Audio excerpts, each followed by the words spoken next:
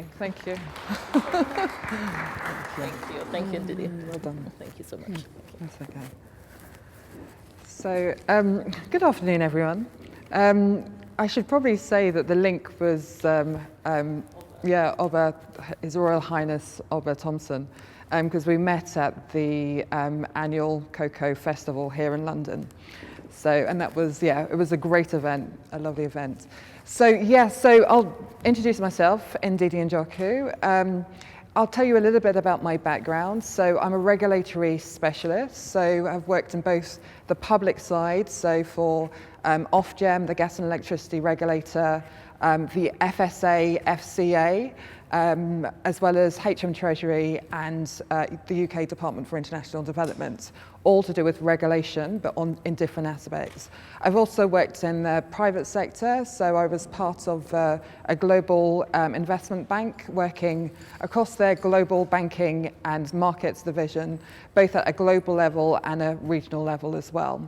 So, like Oba, I definitely wanted to attend, and I spoke to Monica a couple of days ago, and I said, is there anything that you want me to do? And she said, oh, you know, there may be an opportunity for you to say a few words. And I said, no problem. So these are a couple of my kind of comments with regards to the financial sector. They're only kind of brief comments because I really do want us to have, I mean, there's a wealth of experience. I've met some people here already, and there's a wealth of experience across the various tables, and hopefully we will have a full and frank kind of discussion on some of those kind of issues. So I've got my notes here, and I want to kind of start off with the statistic. Now, a NASDAQ report stated that 70% of families lose their wealth by the turn of the second generation. And that goes to the point that Oba Thompson was making with regards to how do we go beyond our current provision for future generations. And it is an aspect that you do have to consider, not just your name, your reputation, but what you want to leave your family. What is your legacy that you want to leave behind? So that for me, you have to kind of think of, it's both understanding your current financial position, but also taking into account your future. What does that look like? What is your vision for your family and your family wealth? How do you see that coming into fruition? What's the knowledge, expertise, skills that you need to obtain in order to have that? So I want to talk about, so with regards to Brexit, I want to talk about SMEs, because SMEs are the backbone of any economy. Within the UK, there are some stats going around which stated that because of Brexit, I think the SMEs in the UK have lost, in terms of revenue and turnover, over £1 million. Why is that? It's because of the uncertainty that was created in the economy. With the financial, and it's also to do with the financial markets. So with the uncertainty that was there is a lack of ability for financial planning. And what has happened, I've been to a number of different conferences, and what the SMEs have stated is that in terms of planning, they've actually held back with regards to the subject of the day, Brexit. Because of the uncertainty, the cost of actually planning their Brexit strategy for a small or medium-sized enterprise is extremely huge. So a lot of them have held back and said, as soon as there is more certainty on the ground, then they will start developing their strategies and understanding what is at stake. So that's a subject that I really want to kind of brush on today, is just taking that subject of Brexit. What it means to SMEs and what we need to do in terms of kind of financial planning for your business. So I'll start off with, let me not assume that everyone kind of knows about the European Withdrawal Act. Can I just have a show of hands who's familiar with regards to what's happening? Okay, so there's a statement that says, let's start from the very beginning. Does anyone know where that's from? Sound of Music. So I'll start from the beginning. What is the EU Withdrawal Act? Well, it's it repeals the European Community Act of 1972, and it means that at the point of exit, which is likely to be January next year, there's going to be a transfer between European law. I'll leave this because this is a little bit technical. There's going to be a transfer between European law into UK law.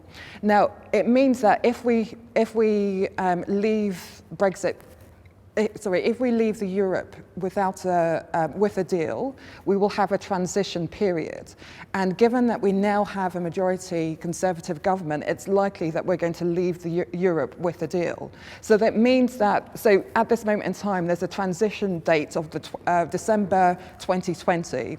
However, the European Union has stated that they also want to, there's also a possibility of extending that day. But what does that mean for SMEs? It means that SMEs now have the ability to plan what is their, in terms of their supply chain, what is the impact in terms of the demand, what they should, what is that going to look like? What is the future state going to look like?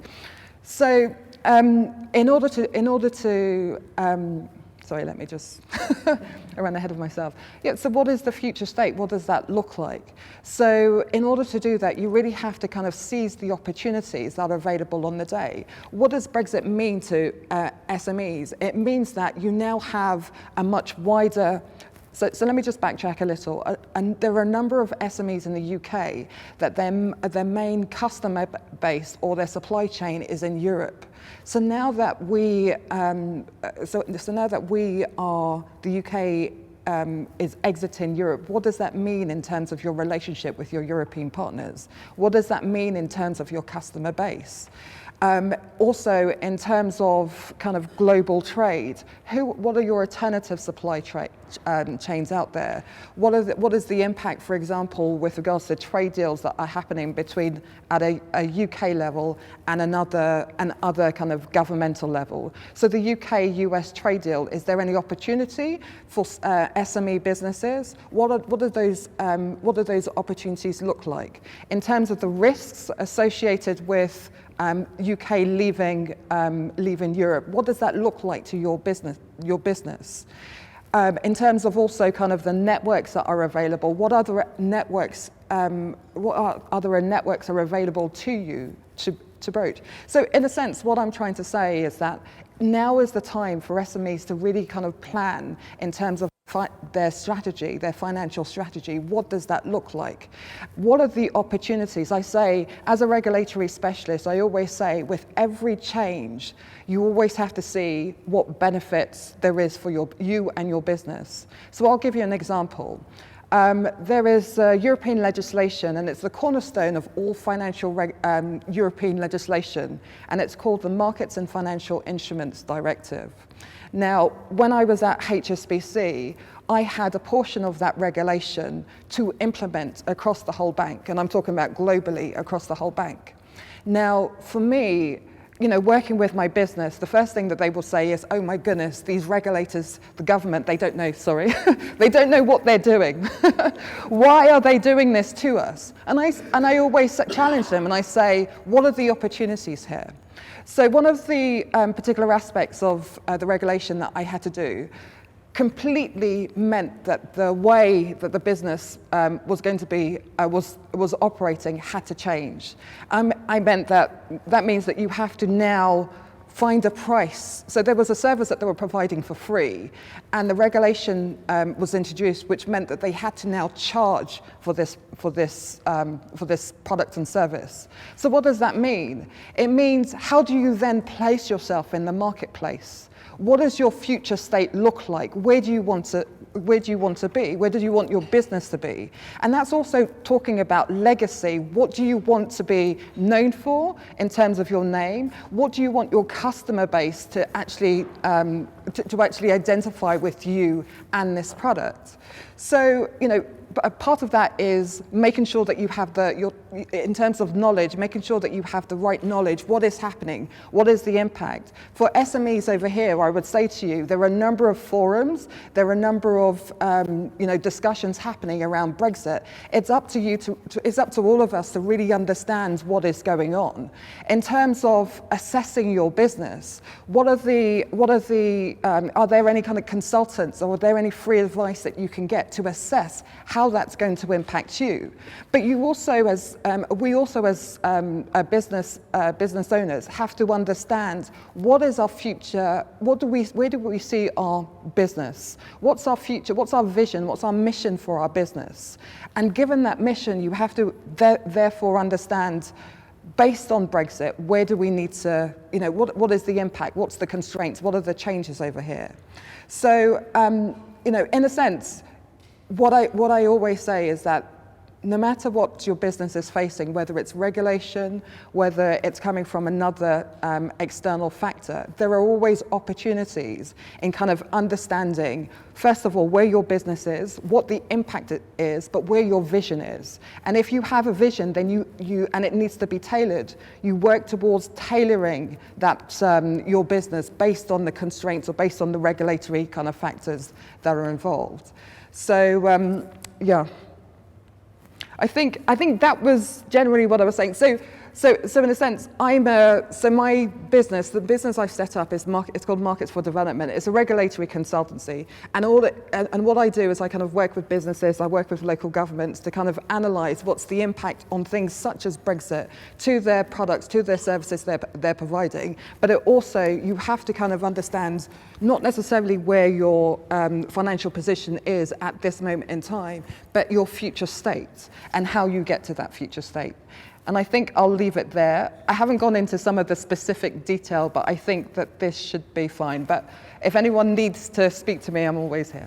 Okay, thank you so much. What a day it's been. How amazing has it been? I'm tired, but at the same time excited at the possibilities. It's gone so well, better than I expected, and everyone is really engaged. Everyone was engaged and wanting to take the next action.